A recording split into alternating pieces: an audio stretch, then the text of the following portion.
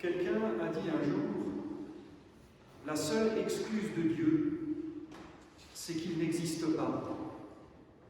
Un cri de révolte face à la souffrance injuste et absurde des innocents.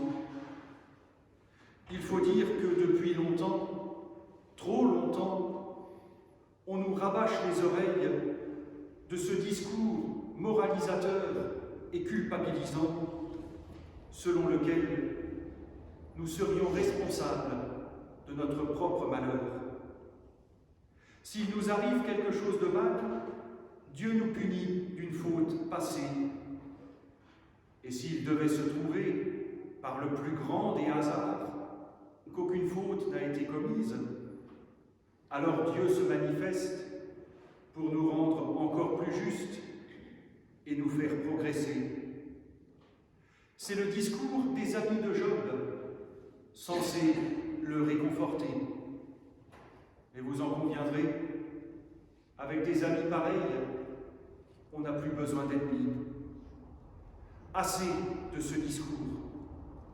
Quel est donc ce Dieu qui n'a rien d'autre à faire que tenir des comptes d'apothicaire pour savoir quand envoyer la pluie et le beau temps, quand envoyer la santé ou la maladie?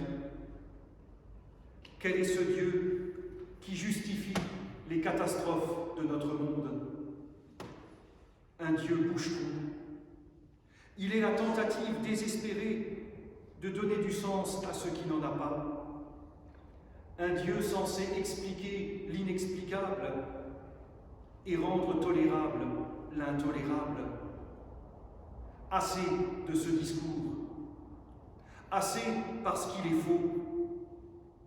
Il est le fruit de ceux qui veulent défendre Dieu en parlant à sa place. Nous pouvons le voir avec les amis de Job, porte-parole de la divinité qui tombe au-dessous de l'humanité, parce qu'ils font de Dieu la projection de leur propre velléité de pouvoir, de sagesse et de puissance. Leur Dieu est peut-être infiniment sage et puissant, mais il est distant. Il est étranger pour parler comme Job. C'est un Dieu sans empathie et sans amour. Au fond, un Dieu bureaucrate qui se contente d'appliquer un règlement sans se soucier de la réalité. Or, à qui prend le temps de la méditation biblique, il est révélé avec Job et avec Jésus, un Dieu tout autre. Face à la critique, la seule excuse de Dieu, c'est qu'il n'existe pas. La Bible nous propose toute autre chose. Non pas un Dieu à l'origine du mal, ni même un Dieu qui vient expliquer le mal, mais qui vient l'habiter. Un Dieu qui, avec et à travers Jésus-Christ, prend sur lui la souffrance du monde. Ça n'excuse rien, ça n'explique rien, ça ne justifie rien. Lorsqu'on écoute Job, il est au bout de sa vie. Mes os collent à ma peau et à ma chair, et je m'en suis tiré avec la peau de mes dents. Pourtant, il refuse le discours simpliste de ses amis. On pourrait même dire le discours simpliste des religions. Il n'a rien fait et ne compte pas avouer une faute imaginaire. Aussi, et pour citer la théologienne Dorothée Sölle, Job assigne Dieu à sa bonté. Puisque Dieu est le Dieu qui a libéré les Hébreux de l'esclavage en Égypte et à qui Moïse a parlé d'égal à égal, Job revendique aussi ce droit. Il rejette ce Dieu, prolongement du bras trop court de ses amis, pour faire confiance au Dieu de l'Exode. Je sais bien, moi, que mon Rédempteur est vivant. Ce Rédempteur devient le divin confessé par Job, qui n'est ni juge, ni modèle de pureté et de droiture, et encore moins montreur de marionnettes. Job franchit une étape. Il va jusqu'au bout de sa plainte et de sa protestation pour découvrir et dire que Dieu n'est pas du côté du mal, mais du côté humain, contre le mal. Le verset le plus court de la Bible, c'est intéressant à relever, dit en 2 mots, Jésus pleura. Il pleure devant le mal qui contredit la bonté de la création. Après les larmes, il dit la parole de foi qui permet à la vie de triompher malgré tout. Au début de notre texte, Job se plaint d'une maladie de peau dont il souffre. Mes os collent à ma peau et à ma chair, et je m'en suis tiré avec la peau de mes dents.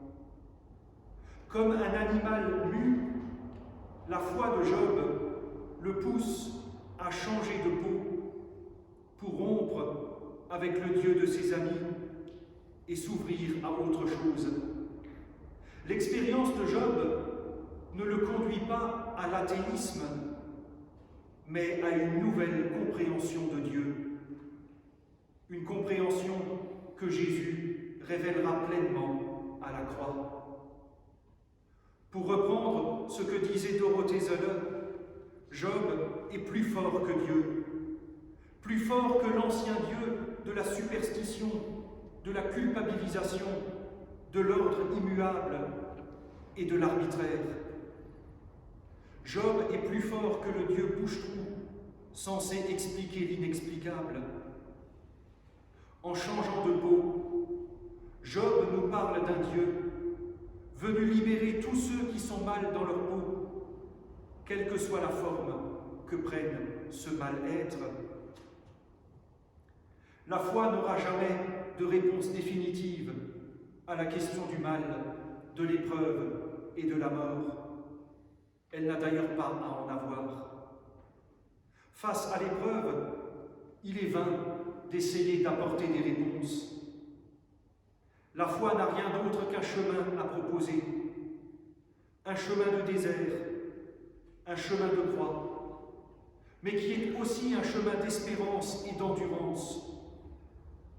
Il faudra abandonner des illusions, faire le deuil de ce qui n'a pas été ou de ce qui ne sera plus. Mais le scandale de la croix nous révèle encore et toujours qu'au-delà du Golgotha, une vie est possible. Un nouveau départ est possible. La croix nous révèle alors toute la dimension thérapeutique de l'Évangile. Nous parlons souvent du salut dans l'Église. Dieu sauve, c'est d'ailleurs la signification du prénom Jésus. On aurait cependant tort de croire que ce salut est une question qui ne se règle qu'après la mort. Comme chrétiens, notre principal souci ne devrait pas être de savoir s'il y a une vie après la mort, mais s'il y en a une avant. Parce que le salut, c'est ici et maintenant. Dans le scandale de la croix, le Christ nous appelle à changer de peau, à vivre dans un perpétuel élan de renouveau. Tourné vers la croix, le Christ nous appelle à vivre en baptisé et à perpétuellement nous débarrasser de l'homme ancien pour devenir homme nouveau, fondement de paix et d'espérance. Amen.